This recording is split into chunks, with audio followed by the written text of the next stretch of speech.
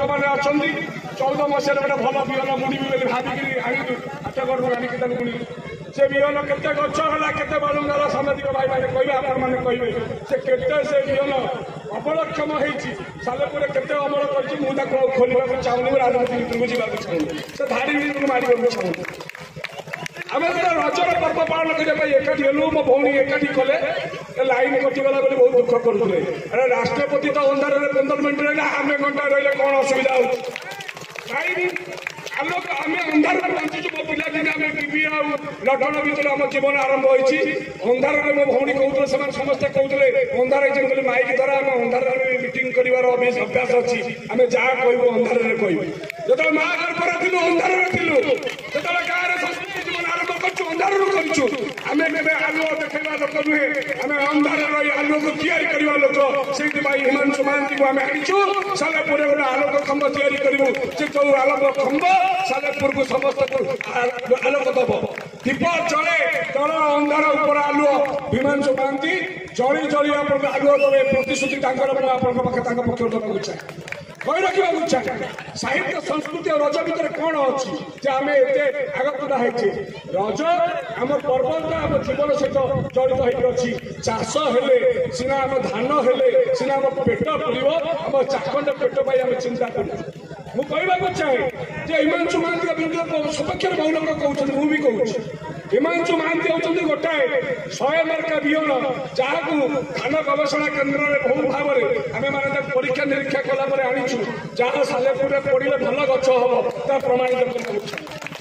ଆପଣ ଯୋଉ କହୁଥିଲେ ନବୀନ ପଟ୍ଟନାୟକ କଥା ନବୀନ ପଟ୍ଟନାୟକ ଆଣିଛି ପିତ୍ତଳ କିଏ ଆଉ ସୁନା କିଏ ଯିଏ ପିତ୍ତଳ ହେଇଛନ୍ତି ତାକୁ ଭାରି ଫୋପାଡ଼ି ଦେଇଛି। ଯିଏ ସୁନା ଭଳି ଦିଶନ୍ତି ସେ ପିତ୍ତଳ ହିଁ ସୁନା ଭଳି ଦିଶନ୍ତି ତାକୁ ସେ 5 ବର୍ଷ ଟେଷ୍ଟର ମାରିବେ ନହେଲା ତ ଫୋପାଡ଼ି ଦେବେ କାରଣ ସେ କଷଟି ପଥରେ କଷିବାରେ ମାଷ୍ଟର। କାରଣ ନବୀନ ପଟ୍ଟନାୟକ ସେଇଥିପାଇଁ ଜୀବନରେ ଗୋଟେ ଭଲ ମୁଖ୍ୟମନ୍ତ୍ରୀ ହେଇଛନ୍ତି। ମୁଁ ଗୋଟେ ଘଟଣା କହୁଛି ଛୋଟିଆ କଥାଟେ ଯେତେବେଳେ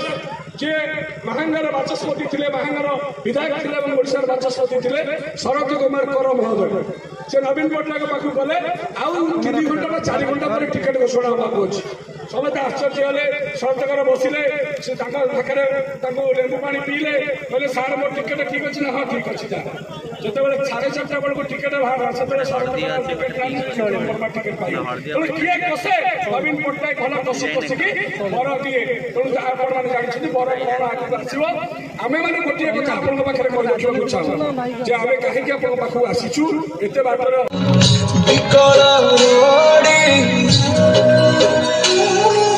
লাগে মহা প্রলয় কি আসুচি মারি ভক্তনি মুনা হাত তুজ নিয় নাহি সিধে মন মারি কাপে কঙ্কুল দেখিলে ফুটি দিব মন মেলিলে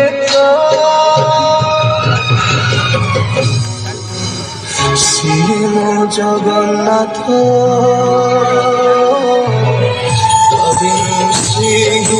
সারা জগত শ্রী জগন্নাথ কবির শ্রী সারা জগত শ্রী জগন্নাথ কবির শ্রী সারা জগত শ্রী জগন্নাথ কবির শ্রী সারা জগত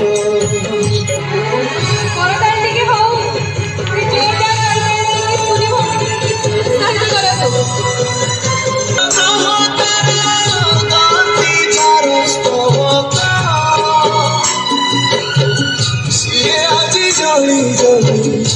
মেরে খুলে কোটি কোটি ভক্ত জিয়ে অটুট বিশ্বাস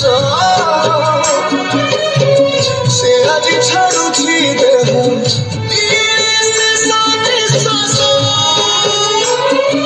নিয়তির একই সাথে বিচিত্র খেলা বিধাতার ভাগ্য আছে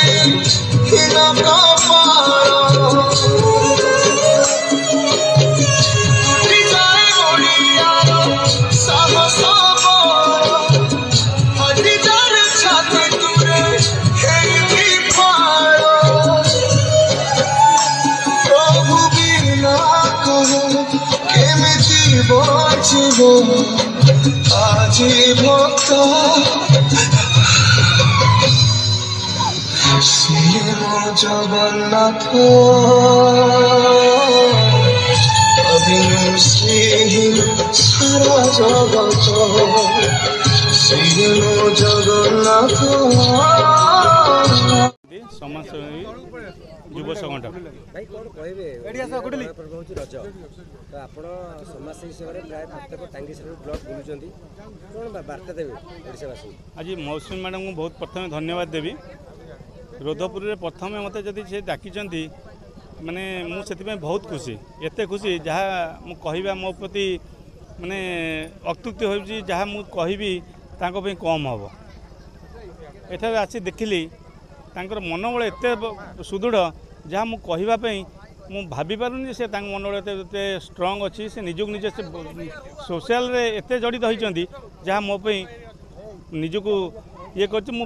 जीवन सारा एमती समाज सेवार रही यह मोर कामना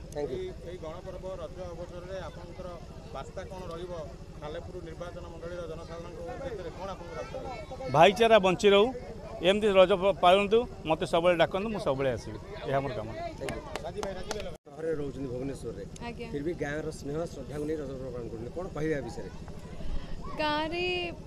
आजिकल जिते मॉडर्न दुनिया रे समस्त निज मोबाइल ही व्यस्त रोचंती तो मत भी बेले बेले लगे कि से छोट बड़ दिन पूरा हजि जाइए ना से दोली अच्छी ना पोड़पिठा अच्छी ना नाच गीत अच्छी तो मु भाविली नाई गोटे छोट प्रोग्राम सुशांत भाई स्टार्ट करते गाँव में तो मुझे चाहिए नाई एमती गोटे बड़ आयोजन करवा लोक गैदरिंग हम समस्ते गाँव को जमी लोभरे आसती आम रज पालन करूँ दोल पालन करूँ सेमती खुशी रे समस्ते आसबे आउ एकजुट हेबे आउ छोट छोट पिला नृत्य गीत जहाँ जहाँ अच्छी कला से सब गोटे जगार गैदर होगी आम गोटे उपभोग कर गोटे प्रोग्राम हो पार भाई ओडिशा गणपर्व रज पर आम देखुचु गाँ गली अपेक्षा सहर रज पर्व पालन हो कौन बार्ता आसवा ना ना गाँ गली रज पर्व बेसी पालित हुए सहर में जो गुड़िक पालित होता मंच भितर आबद्ध होता प्राकृतिक नुहे ता कृत्रिम पर्व बोली मु कहे सहर मानकर आयोजित पर्व तैयारी करा परंपरा बंचाइवाई किंतु गाँव में स्वतःप्रभुत रजटा बंची मत कहले देखी जो सजबाज हुए से दिन कौ गाँव झील को कौ गाँव बोहू को कह जाए कि तुम चाउल कुट पोड़पिठा तैयारी कर और काली सकाଳେ पोड़पिठा को प्रस्तुत कर घरे घरे ढिंकी नाई लोक धान आपणकर जो लंगल ना ट्राक्टर चाष है से ढिंकी ना ग्राइंडर चाष हम ए असुविधा किसी ना जितेबाला रिक्शा थिला मत कहते मागुणी शगड़ गप पढ़ी जितेबाला मागुणी शगड़ को समस्ते खातिर करुले किंतु जितेबाला रिक्शा आसला जो ऑटो आसला से मागुणी को भोकर मला पछे दिन मागुणी कहीं पचारे ना तेणु जितेबाला परिवर्तन आसे रिक्शा को आप सालेपुर रिक्शा देखुं आपड़ ए शगड़ देखुं कि मोटर गाड़ी मिलूँ कार देखुं ट्रक देखुं बस देखुं तेणु परिवर्तन हो जीवन सब बड़ कथा जमी आपण मैंने देखुं सालेपुर रे गोटे परिवर्तन कथा आम कहूँ हिमांशु भाई जब आम पाखे आसी पहुँची गोटे परिवर्तन कथा कहूँ आसी साहित्य संस्कृति भर आमर स्लोगान कौन जानते आस संस्कृति को सुरक्षा करवा सहर में संस्कृति सुरक्षित होनी गाँव में सुरक्षित हम आप कहले आम बिल आम बाड़ी आम पहाड़ आम नई केते सुंदर आम मिछ को नहीं बंचुनु आम गछ को नहीं बंचीचु तेणु गछ को नहीं केवल गाँ बंची पारे सहर बंची पारे ना तेणु हिमांशु महांती जो उद्यम करिसेंती काली 13टी पंचायत रे बुली आज 12टी पंचायत रे बुलिले एवं आम मौसुमी मैडम आमको डाकी आसतु आम हिमांशु भाई नेतृत्व में आम मैंने आसिलु आपण मान सागर बसिलु रोधपुर माटी रज पालित है सालेपुर रोधपुर को सहर कहती मुझे गाँ कहे कारण कहले ये जड़े मले 5 जन उपास रुहति केवल से गाँव संस्कृति सहर में ना जदि पड़िशा घर किए मरीगला ता पड़िशा घर ताक उठे जाए ना कि गाँव में जड़े मले 50 घर उपास रहे से शब न उठला पर्यंत कहीं खाती ना ये हूँ गाँ ये हूँ मो माटी ये हूँ मोर पर्व जो पर्व में आपण मैंने आज एकाठी होती समस्त को धन्यवाद और कृतज्ञता ज्ञापन करुच्ची हिमांशु भाई डाकी कृतज्ञता ज्ञापन करुच्ची आपण मानक समस्त को धन्यवाद ज्ञापन करुच्ची सालेपुरवासी को अभिनंदन जनाऊँ।